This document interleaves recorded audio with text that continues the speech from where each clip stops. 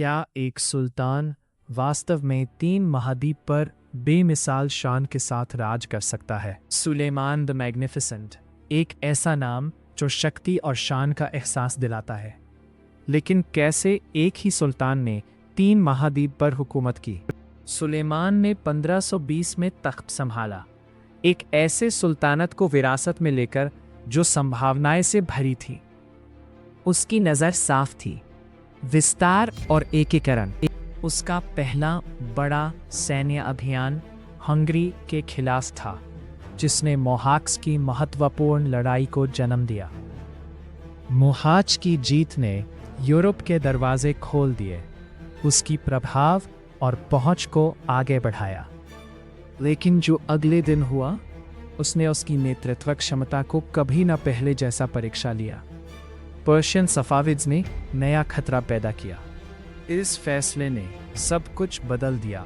सुलेमान ने अपनी पूर्वी सीमाएं सुरक्षित करने के लिए क्रमशः अभियान शुरू किए। लेकिन असली मोड़ तो तब आया जब उसने समुद्री ताकत बनाई, जिसने मेडिटेरेनियन पर उसकी प्रभुता स्थापित की। सुलेमान की सुल्तानत वियना के दरवाजे से लेकर अरेबिया के रेत तक फैल गई।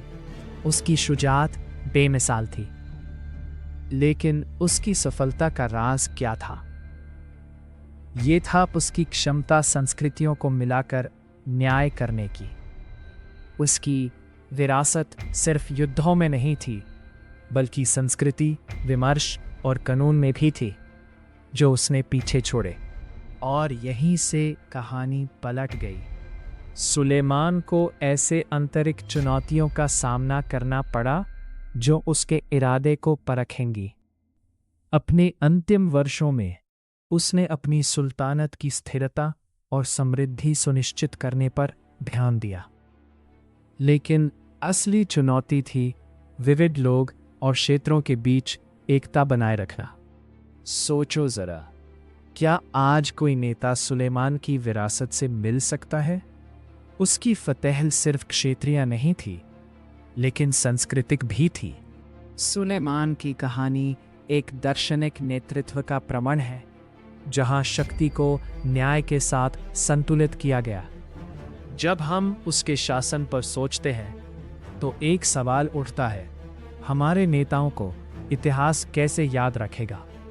सुलेमान की पहचान एक शुजाअत और तकदीर वाले सुल्तान के रूप में बनी रहेगी। सब्सक्राइब करें और अगली कहानी का इंतज़ार करें।